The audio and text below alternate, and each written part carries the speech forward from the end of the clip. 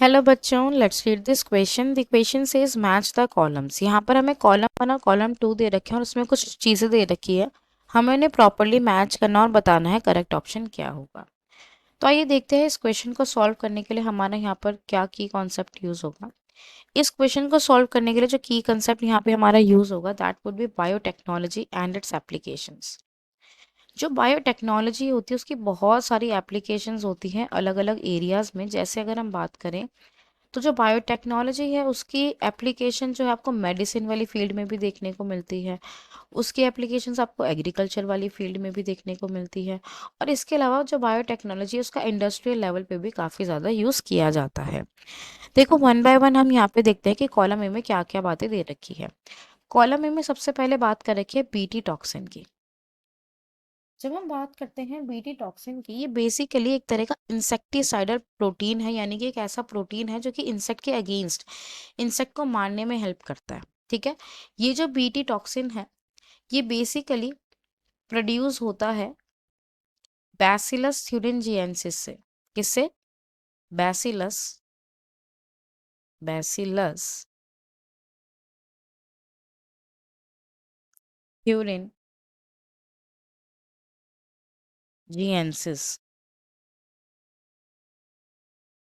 Bacillus thuringiensis. Bacillus thuringiensis species का नाम है जिससे क्या होता है आपका बीटी टॉक्सिन जो है वो प्रोड्यूस होता है। इस बीटी टॉक्सिन को प्रोड्यूस करने के लिए जो जीन रिस्पॉन्सिबल है उस जीन को हम कहते हैं क्राई जीन। क्राई जीन से क्या बनता है आपका बीटी टॉक्सिन बन रहा है। अब ये जो क्राई जीन है वो अलग अलग तरह का होता है और उसका इम्पैक्ट जो है किस तरह के इंसेक्ट के ऊपर वो एक्ट करेगा वो भी डिफर करता है। जैसे अगर हम बात करें जो क्राई 1 एसी होता है, ठीक है, और आपका जो क्राई 2 एबी होता है, ये दो ऐसे हैं जो कि बेसिकली क्या करते हैं, जो कॉटन बॉलवॉर्म्स होते हैं उनको कंट्रोल करने में हेल्प करते हैं।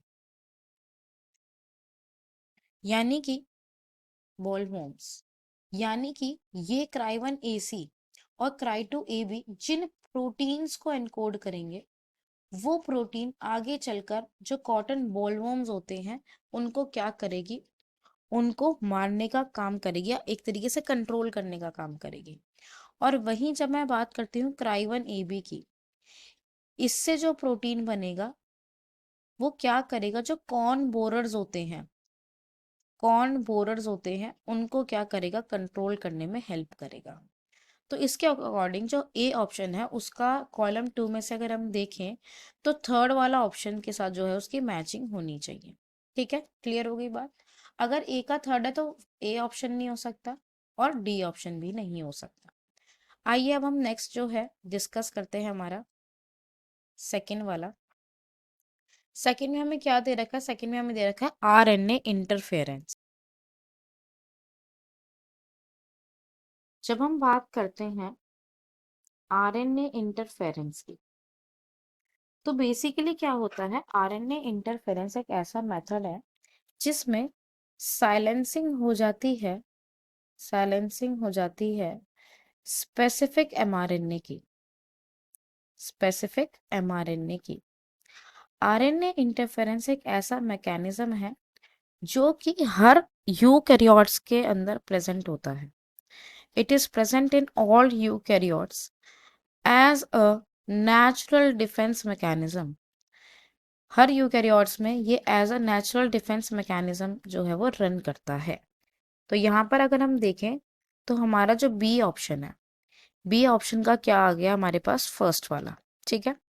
थर्ड में हमें दे रखा है आरडीटी, उसे भी डिस्कस कर लेते हैं। जो हमें सी में दे रखा है दैट इज आरडीटी। जब हम बात करते हैं आरडीटी की तो RDT stands for recombinant DNA technology, recombinant DNA technology.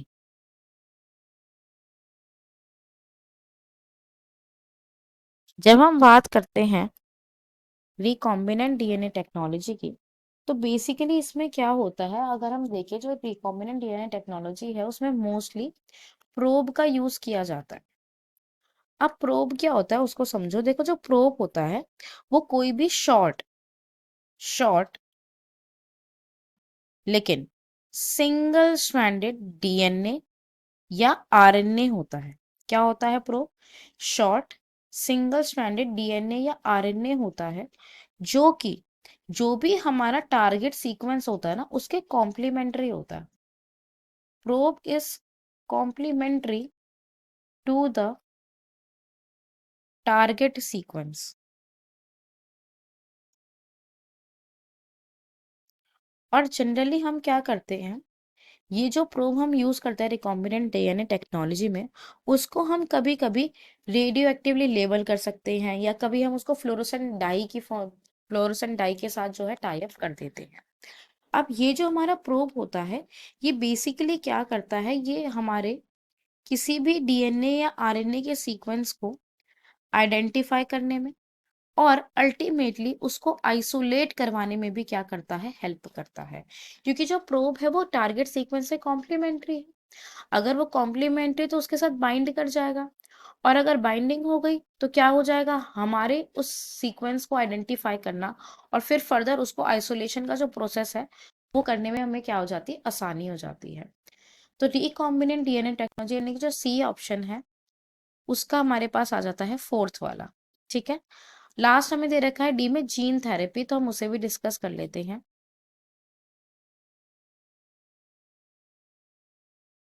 So talking about gene therapy. अब देखो जीन थेरेपी क्या होती है। जीन थेरेपी बेसिकली क्या होता है, अगर कोई भी ऐसा डिफेक्टिव जीन है, किसी भी पेशेंट के अंदर कोई ऐसा डिफेक्टिव जीन है जो कि जो भी वो पर्सन है उसकी जो बेसिक फंक्शंस है उसको परफॉर्म करने में जो है एबल नहीं है, एफिशिएंट नहीं है, तो उस केस में जो है जीन थेरेपी की जा सकती है। जब हम बात करते हैं जीन थेरेपी की, तो ये फॉर द फर्स्ट टाइम एक 4 ईयर ओल्ड गर्ल पे की गई थी। किस पे की गई थी? 4 ईयर ओल्ड गर्ल पे की गई थी, वो भी 1990 में। In the year 1990 4 year old girl पे की गई थी, जो कि एडीए एडीए डेफिशिएंसी से सफर कर रही थी। अब एडीए डेफिशिएंसी क्या होता है उसको समझते हैं। ADA stands for adenosine adenosine डीएमिनेस deficiency. जो आपका एडी डेफिशिएंसी, इसका मतलब क्या है, एडिनोसिन डीएमिनेस डेफिशिएंसी। बेसिकली ये एक ऐसी एंजाइम है, देखो लास्ट में एज लिखा है, यानी कि ये क्या है, ये एक एंजाइम है। ये एक ऐसी एंजाइम है जो कि बहुत ही ज्यादा इंपॉर्टेंट होती है हमारे इम्यून सिस्टम के फंक्शनिंग के लिए।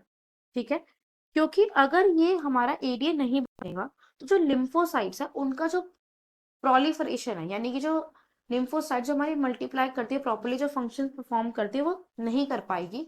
ये जो प्रोलिफरेशन है वो इनहिबिट हो जाता है।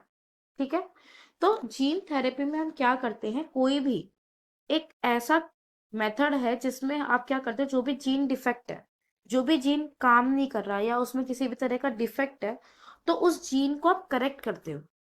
ठीक है, आप करेक्ट कैसे करोगे, जो भी आपका नॉर्मल जीन है आप वो उसको इंडिविजुअल या जो हमारा पेशेंट है, या तो उसकी बॉडी के अंदर क्या कर दोगे, डाल दोगे, या फिर जब वो एम्ब्रियोनिक स्टेज में है तो उस दौरान ही आप क्या करोगे, वो जो जीन है उसकी जो नॉर्मल कॉपी है वो आप उस पर्सन के बॉडी के अंदर डाल दोगे या एम्ब्रियो के अंदर डाल दोगे, ताकि जैसे जैसे अगर हम एम्ब्रियो में डाल रहे हैं तो जो हमारा जीन थेरेपी है वो एक परमानेंट क्योर हो सकता है। क्योंकि जो एम्ब्रियोनिक स्टेज होती है तो वहां पर जो सेल्स है वो बहुत अच्छे से प्रोलिफरेट करती है और उससे नई नई सेल्स जो है वो बनती रहती है। तो जो मेजर सेल्स होगी उसके पास करेक्ट कॉपी होगी हमारे इस एडीए जीन की। लेकिन अगर यही जीन थेरेपी बाद में आगे चलकर किसी भी पर्सन के बर्थ के बाद जो है की जाए तो ये टेम्पररी जो है क्योर होता है, क्योंकि जो सेल्स होती है उनका एक लिमिटेड लाइफ स्पैन होता है। तो अगर हम बार बार एडीए बनाने वाला जो जीन है बार बार हम उसकी करेक्ट कॉपी डाल भी दे, तो भी वो जो सेल है उसका लिमिटेड लाइफ स्पैन है, तो अल्टीमेटली वो जो सेल है वो डाई कर जाएगी, मर जाएगी। तो हमें बार बार जो है जीन थेरेपी देनी पड़ती है। तो अगर हम यहाँ देखें तो यहाँ पर हमें जो डी ऑप्शन है जीन थेरेपी, उसका जो हमें समझ में आ रहा है that is ADA C DNA, है ना। हम इसमें बेसिकली क्या करते हैं, एडीए का जो सी डीएनए है उसको बनाते हैं, ठीक है, और फिर उसको हम लिम्फोसाइट्स में इंट्रोड्यूस कर देते हैं। तो देखो, ए का थर्ड, बी का फर्स्ट, सी का सेकंड तो नहीं है, क्या है, फोर्थ है। तो ए का थर्ड, बी का फर्स्ट, सी का फोर्थ और डी का सेकंड, यस। तो इस क्वेश्चन का जो हमारे पास करेक्ट आंसर आ जाता है, that is option C. I hope you understood it well. Best of luck.